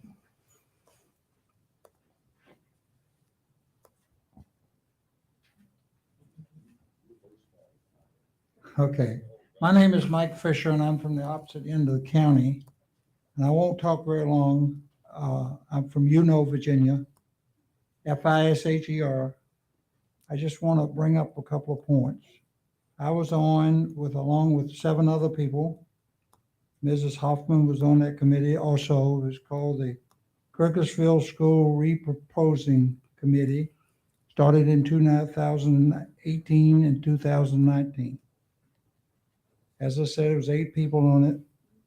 In October the 6th, we had a sale, if you remember, and sold a bunch of desks is about what we got rid of. Anyway, on 9/26/18, and I know that to be true because I have all the emails in my phone, the EPA started a report. And I have the name of the person, and he concluded that report on 4/29/2019. It's a huge document. I don't know much about computers, but it's 129 MBs. It's a lot of pages, megabits. So anyway, I would take a look at how much, if you looked at that document and that committee work before, is any of that being considered here? Oh, absolutely. And not just by me, but by the professionals that have the appropriate qualifications to dig in and fully understand the implications of that work. Amongst the work I completed during the due diligence period was what's referred to as a Part 1 environmental, what is it? Yeah. Phase 1. A Phase 1 environmental Assessment. Phase 1 environmental study and assessment. Interestingly, what was originally procured as the Phase 1 assessment it morphed as all things do. As I said to Sam, the worst thing about signing the contract to pay for a Phase 1 assessment is, there's a Phase 2 assessment coming down the pipe. And indeed there was. We went past just sort of the review of the documents, although my environmental engineer went through every single thing the EPA had compiled, the Department of Environmental Quality had compiled. We chased down, every barrel that was referenced in any historic record, going back as far as there are historic records. We did a Freedom of Information Act request to the Department of Environmental Quality to ensure we saw every document the state has on file that references Criglersville Elementary School in any way. We got the documents from the Department of Health. And I'm very thankful that my environmental engineer and his team were able to read through all those documents and compile them into a study that found, while, as previously mentioned, the fuel tank needs to be drained. It's actually goes about 11 feet, according to our dip test, from the sort of elevated point where it starts in the back. The concrete has done its job and kept water out, so the tank hasn't corroded to the point where it's a problem, but it does need to be drained and filled with inert material. Other than that, the building's use as a school it is a real blessing. As you might imagine, the shaping of young minds does considerably less long-term environmental damage than sort of the machining of parts and chemical processes. So from a long-term environmental study standpoint, that's something we took very seriously in the due diligence period. I mean, as was previously mentioned, we have a legal obligation to unearth any environmental issues that might persist from the building's past issues and to take whatever steps are deemed necessary by the appropriate professionals to remediate them. So thankfully, our study found that while remediation is needed, and certainly in the case of the tank, it's within the scope of the project and within the resources of the project to complete it and complete it to its fullest degree. So I hope that at least begins to answer the question. My thoughts are that if you do it right, it would be a good thing for the county. Went through this whole thing with, a lot of you are familiar with Criglersville, and it was a huge battle. But I think someday that'll be a beautiful thing down there. Still have hopes of that. So I'm not against it, but I don't live next door to it, and that's where the emotion comes in. I wasn't going to talk, but I'll talk anyway. You talked me into it. My name's Dennis Coppage, and I live at the other end of Poorhouse Road from this. I went to Criglersville a couple years after Albert. I see him turning around down there. So I'm familiar with Criglersville. I just turned 69 2 weeks ago. And I think Congratulations. Thank you. I think every house in Criglersville has been there all my life, along with their septic systems. And I'm not a soil scientist, I'm not a lawyer, but I gotta believe that any septic system designed in 2022 is going to do less damage to the Robinson River than all of those houses.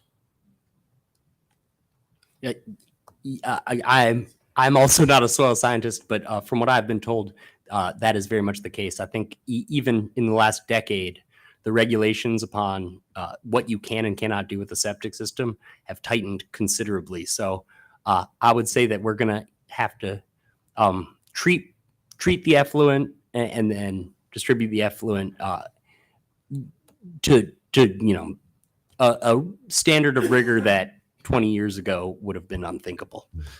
Are you sure the septic system for the school is under the parking lot? I haven't personally been down under the parking lot to see it, but that is what is indicated.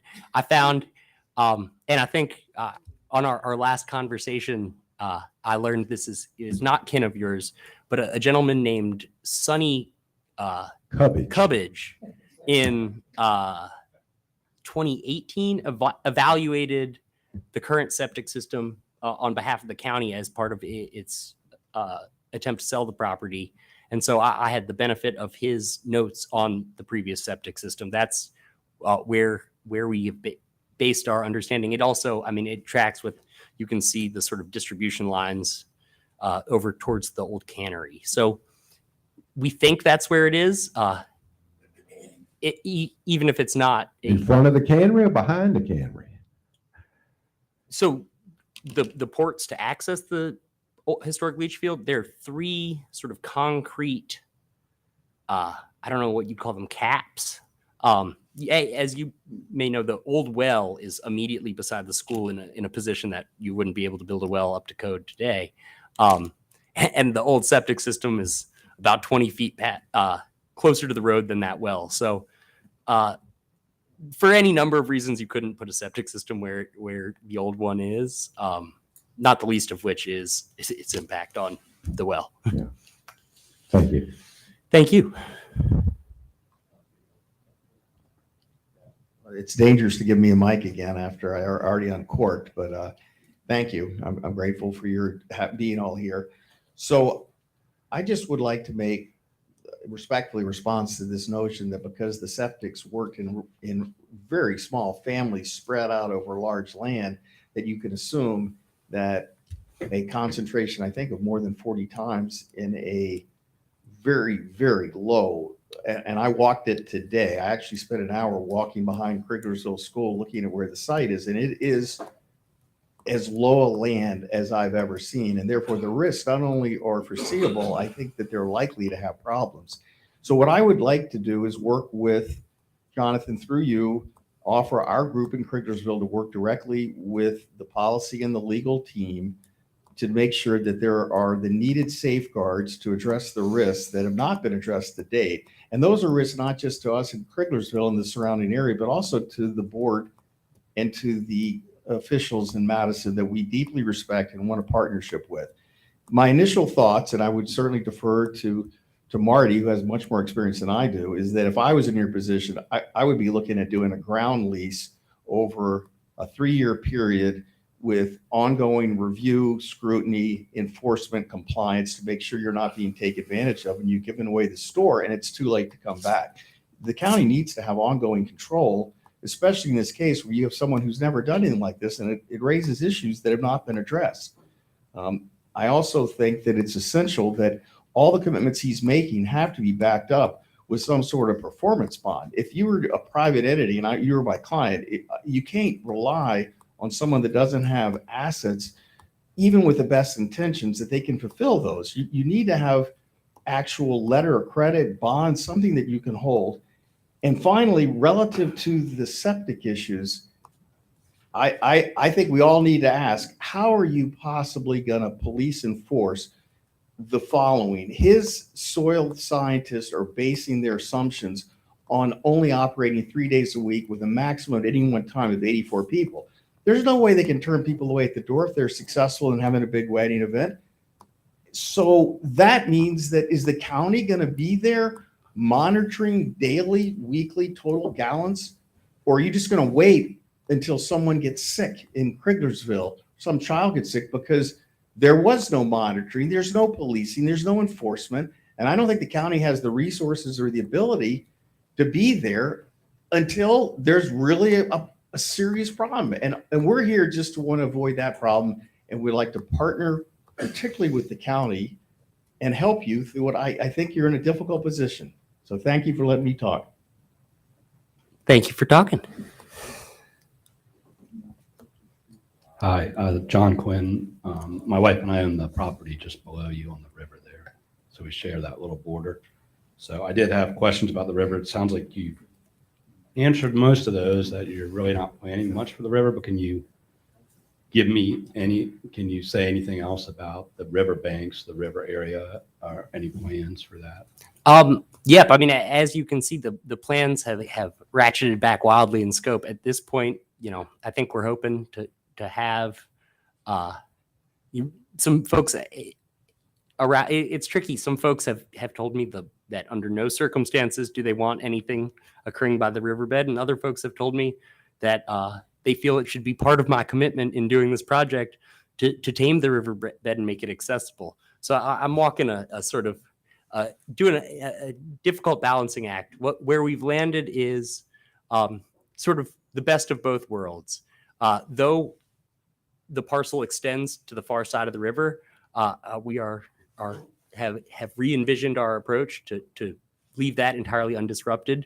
As I understand it, some of the neighbors on the far side of the river were concerned that the addition of a new walking path would bring undesirable traffic to their property and to their side of the waterway. And so we certainly don't want to do that. That being said, on the Criglersville school side of the waterway, we do want to have an accessible point down to the river. I've been counseled by my neighbors that the river is either much too shallow to kayak or much too high to kayak, depending on the time. And so, certainly don't want to upset anybody that was really wedded to the boat ramp. I'm happy to strike the boat ramp if that was undesirable. I would like to have, some sort of accessible navigable stairs. Mostly, not to overshare, but I was born in the beautiful city of Richmond. Our greatest asset is our river, and there are members of my family who have never had the pleasure of getting down to the rocks because frankly, you have to be able-bodied to do so. And so having at least a place where folks can, even if they can't, get down and do river-oriented activities, that they can get down to the riverside and sit in an Adirondack chair and appreciate the beauty is important to me. But if that is a deal breaker for people, I can try and figure something out. I just need to know. So, Okay. Yeah, I just don't think there's a lot of space on that bank. It's pretty steep. yeah, the thing drawn, this isn't super illustrated in the picture. I don't know if y'all know, when you go down to that river, there's this like big rock that is a big sort of flat rock right by the Criglersville school. To me, that's sort of the obvious place to anchor access to the river, but we certainly don't want to overwhelm anything. Our biggest plan is getting rid of the poison ivy, which I don't want to make everybody jealous. I am one of the lucky few who does not get poison ivy. So I've been stomping all over there and seeing all that it has to offer. But few that I have shown the property to will venture with me into that thicket. So at the very least, we want to do sort of native plant restoration, ecological restoration, but Okay. we want to keep it natural. All right.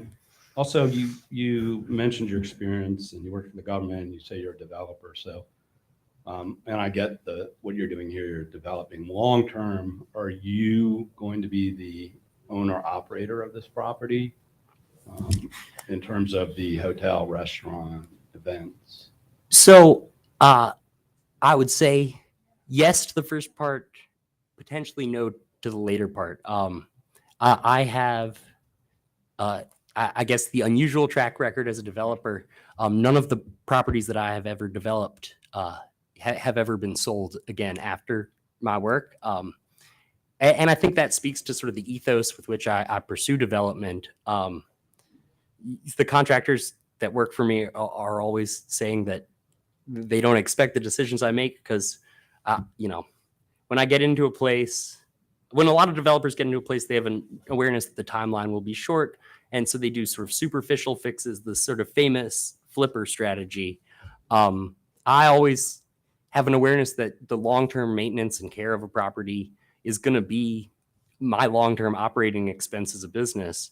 And as we've seen over the course of the pandemic, the price of fixing things, of materials, generally only goes up over time in terms of real dollars. So my approach is, and as I'm sure everybody experiences with your house, if a new roof is, in my experience, I've spent on residential properties between $6,000 and $18,000 on a new roof. That sounds like a lot, but if you don't address it and water starts getting in and eating away at structural systems, those costs balloon. So my approach is always restore for the long term. So I only have to do things once. And so I'm happy to get into the thicket of my financing strategy, but it's essentially forcing considerable appreciation and then restructuring the debt around properties to. So you're going to hire somebody to run it? I mean, that's what I'm trying to understand. My hope is to identify somebody in the local community. Maybe they're sitting here today, who can be that sort of primary day-to-day operator. I'll of course be involved constantly in that, as I think I said at the previous planning commission meeting. I would not be going through this much effort to build this thing if I didn't have every intention of spending a whole lot of time there once it was done. So as you all can probably tell, I am deeply interested in the mechanics of how things operate. And so I don't, that owner operator will probably be sick of me and want me to just butt out, but I will certainly be intimately involved. But my thought is to find somebody in the local community who can leverage not just, their expertise in the operation of a similar enterprise, but the relationships and experiences they have there to craft those sort of special parts of the project that are uniquely Criglersville and require that deep local knowledge that, I'm the first one to admit, I wish I had it, but it's out in this room. Sure. Just another quick question. I see reference in several things to historical tax credits. Can you tell us what type of historical designation you've applied for or planning to apply for? Sure thing. Well, I have drafted the application, and it's currently under staff review at the Department of Historic Resources. I'm applying for what's called both a state and a federal historic district. That it's very important to differentiate that from what is usually called an Olden historic district, which is a local level zoning decision. So I think the best way to describe it is the state and federal historic districts come with no obligation on homeowners who do not elect to voluntarily take the tax credit. It merely says, hey, everybody within this district, any properties that are over 50 years old are de facto considered historic and are thusly eligible for tax credit, which would include literally, as you know, every building in Criglersville. Now that comes with a lot of, I won't say headaches, but loving bounds on what you can and cannot do when performing a historic rehabilitation. But it means that in the state of, or in terms of the state credit, I believe it's 20 cents on the dollar. In terms of the federal credit, I believe it's 25 cents on the dollar. Any projects that meet a historic rehabilitation standard set out by the State Historic Preservation Office, the SHPO, are eligible to receive these tax credits back upon the issuance of the occupancy permit. So as you can imagine, it comes at the tail end of the project, but it's very attractive to investors who have substantial tax liabilities and can use those credits sort of against their other endeavors. Okay. If that makes sense. My name is Dave Morrell. I think what I've been hearing tonight are a lot of concerns with this project, the myriad concerns of space, water, etc. It's kind of nibbling around the edges. What has not been told to you as of yet is that there are many residents in Criglersville who do not want this project in a residential neighborhood of single-family homes. This is an event project. It is a party project. Go ahead and smile, but this is what it is, and the residents do not want it there. I think it would be a shame if this meeting ended and you didn't hear that. That's what's underneath all these concerns. Mr. Webb kind of sloughed off concerns that were being expressed with the M1 zoning. The M1 zoning allows this project in the door. We as residents do not want it in the door. You need to hear that. You can make all the septic, all the landscaping. The project does not want it there. I just wanted to make sure you knew that. Well, I appreciate the candor. I will merely say, while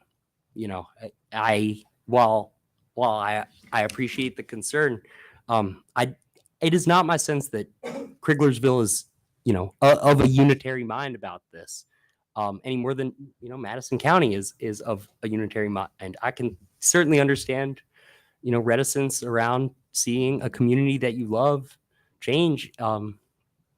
I hope that it will not be so substantial a change as you fear. But I guess I would leave you with the question, would it be preferable to see this 15 or even feasible to see this 15,000 square foot long time public building become a single family residence? I know from my conversations with the county, it's been told to me that that's outside of their hopes and aspirations for the project. So if y'all would rather see me and Samantha move in to our 9-bedroom, 15,000 square foot home on the banks of the Robinson River, that's certainly a conversation I'm willing to entertain. But our hope was to, leveraging my experience in economic development and in workforce development, put together a proposal that serves sort of the broader interests of the county, not just financially but culturally. So that's I guess that is my response. And if not a single family home, I mean, what use is the ideal for this structure and for the land in the back? How do we get it to be something? Because I mean, if there's a better plan for the project, I'd love to hear it and I'd love to incorporate it. So I'll leave you with that. Excuse me, I'm Debbie Flynn. I have to agree with Bill Geary in that I think that you're whitewashing a lot of this. You're talking about the noise problems and you're talking about putting up shrubbery and trees. We have plenty of shrubbery and trees around the mountains. I think you had talked about, or the paper had said that you have you're going to be having bands, or I'm sorry, it said, quote, amplified music until 11 o'clock at night on weekends. And you think a couple shrubs or trees any kind of elaborate landscaping is going to make this any better? This is a valley. We're all going to hear this. And so that's my main concern. I think I live about 3 miles away. I think I'm going to hear it. So that's not really a question. That was a comment.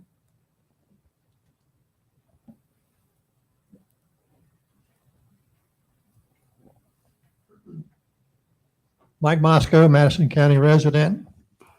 I've sat here and listened to a lot of comments tonight. I don't know if it's some of them are because people don't understand how some of this stuff fits together.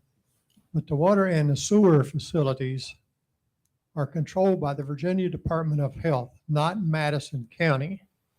So if what is proposed here does not meet the standards of the Virginia Department of Health, you will not get a permit and it will not be built. Project will not go through. Okay. The other thing is we have no noise ordinance in Madison County. If you want one, I suggest you talk to the Board of Supervisors. That's been obvious for many years, and we've heard it on a lot of different issues before the county. I've been on the Planning Commission for 5 or 6 years, but I am no longer there. But a lot of this stuff that we're talking about is really outside the purview of the Madison County Board of Supervisors. Now, I understand why some of the residents up there would not want this, okay? And that's a totally different issue. But a lot of these other things we're discussing is outside Madison County's government's ability, okay, especially the water and the sewer issue. If this project that has been proposed here does not go through, that school has been out there for quite some time, I forget how long. But if it doesn't go through, it's probably going to sit there and fall down. And if that's what the local residents want to see, then to me, that's probably what's going to happen. You're trying to sell a project here, okay? But I have not heard of any necessarily economic benefits to the county financially. You might want to take a study and come up with what you think tax would be to the county that from a revenue standpoint that your project, a building out there would send back to the county to help support the school systems and the Madison County government. To me, that's an important thing. If it's not going to generate any tax revenue, then, I don't know what the benefit is to the county here. And I think that's probably all. I would just recommend that you come up with some kind of economic benefit to the county in one of your presentations. Oh, certainly. And to be fair, that was the focus of my initial conversations with the county. They're numbers oriented folks. I don't have the specific number in my head, but I remember it definitively being in excess of $60,000 a year in terms of the projected tax impact of the project. And candidly, that was sort of a central idea we had in developing it. Having spent the previous portion of my career sitting on the government side of the equation, I knew just what a big driver, specifically transient occupancy taxes are for local level revenues. So this is a fascinating sort of economic development puzzle where those public dollars that do come into play, and I'm certainly not degrading the role the public sector will play in the financing come in the form of state historic rehabilitation tax credits. So that's sort of cost neutral to the county's bottom line. I think here it's, what is it, 5.2%? I don't know off the top of my head the transit occupancy tax. 5%. That's, sort of maximizes the dollars and cents impact of the project directly on county coffers. But I would say, the real way of calculating the project, and this gets to be very difficult. And when I was on the public sector side, I always, viewed with incredulity this sort of claim. But the real magic of this project from an economic development standpoint comes with sort of the new dollars it brings in. So it's one thing to have somebody from Madison County spend a dollar that's already in Madison County at a Madison County business.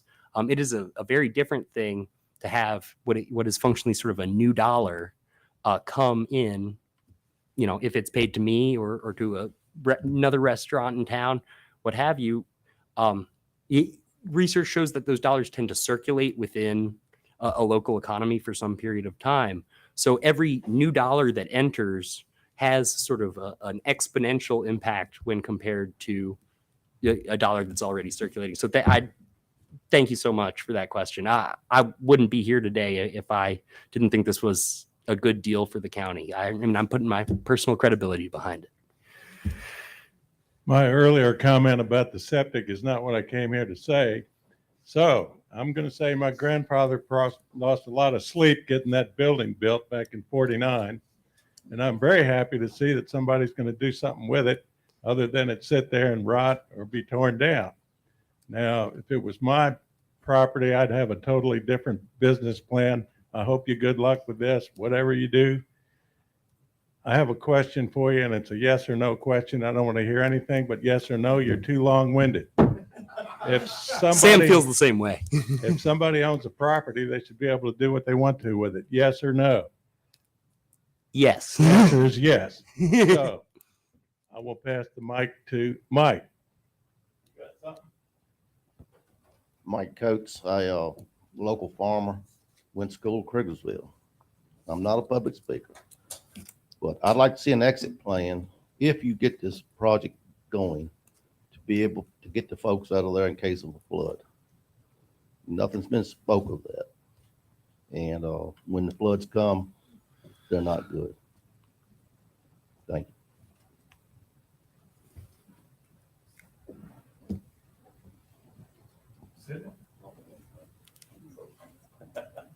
What?